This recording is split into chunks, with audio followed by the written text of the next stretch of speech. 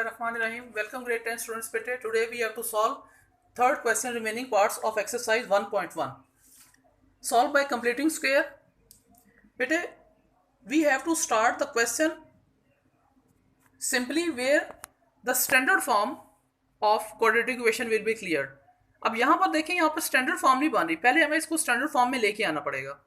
Simply उसका rule क्या है, आप ये दोनों टर्म्स को एज इट इज लिखें, ये इक्वल्स टू के राइट साइड पे है ना, इसको लेफ्ट साइड पे ले आए तो माइनस हो गया, बाकी चीज़ एज इट इज आ गई।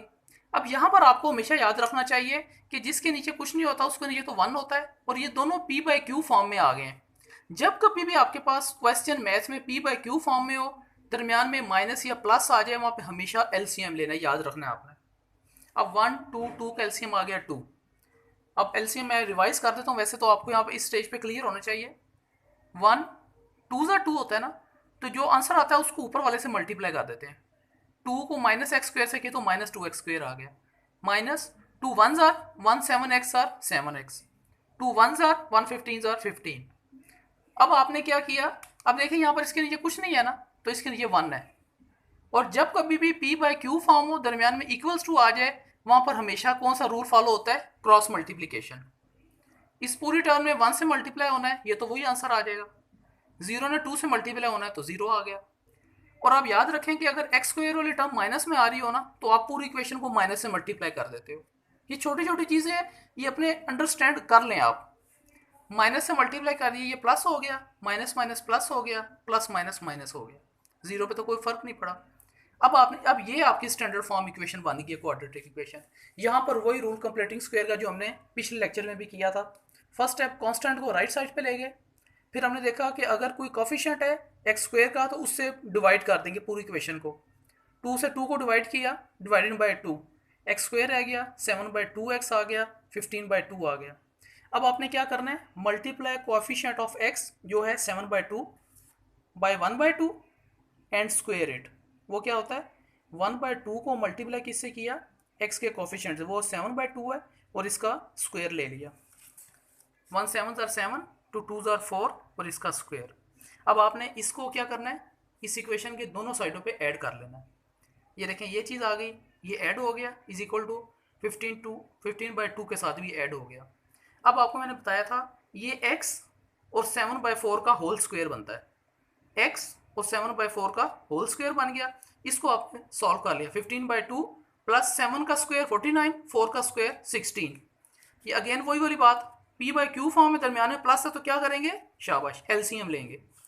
2 और 16 का एलसीएम 16 आ गया। 2 8 ज़ार 16, 8 को 15 से क्या करना है, मल्टीप्लाई 120। 16 1 ज़ार 1 को 49 से किया तो 49, 120 49 169 डिवाइडेड बाई 16। अब यहाँ पर हमने क्या लेना है, taking square root. Square root लिया तो स्क्वायर रूट में आपको पता है ये चीज़ इससे कैंसिल हो जाती है 2 से, और इसका अंडर रूट ले लिया, स्क्वायर रूट। अब आपने स्क्वायर रूट को पता, ये तो एज इट इज आ गया। और मैंने आपको बताया था इस स्टेज पे जब कभी भी आपने स्क्वायर रूट लेना है हमेशा प्लस माइनस के साथ आएगा, प्लस माइनस। 169 का रूट 13 और 16 का 4। अब आपने क्या किया, x की वैल्यू निकालनी है ना, तो उसके साथ 7 बाई 4 है, इसको राइट साइड पे लेके चले जाए तो माइनस 7 बाई 4 हो गया। अब आपने क्या किया, माइनस 7 बाई 4 एक दफ़ा प्लस कर दिया 13 बाई 4, और नेक्स्ट स्टेप में comma minus 7 by 4 minus 13 by 4, दोनों का क्या ले लिया, एलसीएम 4 आ गया। इसको सॉल्व कर लिया, इसको सॉल्व कर लिया, 6 बाई 4 माइनस 20 बाई 4, ये कटिंग हो गई, 3 बाई 2 आ गया, 4 5 ज़ार 20 माइनस, ये आपका एक्स की वैल्यू आ गई। नौ बेटे, it's last part, question number 3 का 10th पार्ट। 7x प्लस 2 का whole square plus 3a square is equal to 5a bracket में 7x प्लस 23a।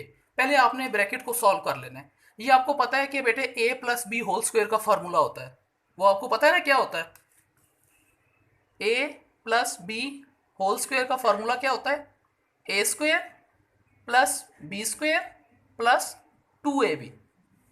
ठीक है, अब उसी तरीके से आप इसको सॉल्व करोगे तो x का स्क्वायर x स्क्वायर, 2a का square 4a square plus 4ax 2 के साथ मल्टीप्लाई करके ये आपका आंसर आ गया। इसको भी सॉल्व कर लिया, 7 5 35 ax प्लस 5 23 115 a और a स्क्वायर आ गया। अब आपने क्या करना है, अब आपने इस ब्रैकेट को सॉल्व कर 7 को अंदर सबके साथ मल्टीप्लाई कर लेना है, और ये जो दोनों टर्म्स है ना इसको लेफ्ट साइड पे लाके साइन चेंज हो जाएंगे इनके। अच्छा, अब लाइक टर्म्स को आपने इकट्ठा कर देना है, 7x²। अब देखें इसके बाद ये x² है ना, x² के बाद x वाली टर्म होती है स्टैंडर्ड फॉर्म में, फिर कांस्टेंट होता है। तो ये 28x था और ये 35ax था, इसको हमने इकट्ठा कर लिया। 28a², 3a² और 115a², इनको हमने इकट्ठा कर लिया। अब आप देखें इसमें 28 में 35 को माइनस किया, 7 आ गया, ये 84 आ गया। अब आपने क्या करना है, अब वही वाली बात कि सबसे पहले यहाँ पे आप डिवाइडेड बाय 7 कर लें। डिवाइड बाय 7 करेंगे, यहाँ पे x² ax और 7 12 84 आ गया। इक्वेशन सिंपल हो गई। अब आप स्टैंडर्ड फॉर्म बन गई, वही वाला स्टेप। ये कांस्टेंट है, कांस्टेंट को राइट साइड पे ले जाएं, multiply coefficient of x by 1/2 and squaring it 1/2। अब कोफिशिएंट x का -a है, ये -a के साथ कर दिया और होल स्क्वेयर कर दिया, -a/2 होल स्क्वेयर आ गया। अब आपने इसके बाद क्या करना है, अब आपने इसके बाद इस टर्म को आपने दोनों साइडों पे ऐड कर दिया, x -a/2 का होल स्क्वेयर आ गया, 12a², -a का स्क्वेयर प्लस a² और 2 का स्क्वेयर 4। यहाँ पर अब कुछ नहीं है, इसका मतलब है इसके नीचे 1 है। यहाँ पर आपने एलसीएम ले लिया, एलसीएम लेने के बाद ये आ गया। अब स्क्वेयर रूट लें, स्क्वेयर रूट के साथ आपकी ये टर्म कैंसिल हो जाएगी, 49a² डिवाइडेड बाय 4 आ गया। 49a² का अंडर रूट 7a, 4 का 2 प्लस माइनस के साथ। अब x इज इक्वल टू इधर रहा, -a/2 को उस साइड पे जाके आपने राइट साइड पे प्लस कर दिया, ये भी उसी तरह a/2 प्लस 7/2 कॉमा a/2 -7/2, दोनों का एलसीएम लिया, 8a/2 -6a/2, ये कटिंग हो गए 4a आ गया और ये -3 आ गया। बेटे this exercise completes here, till next lecture, thank you.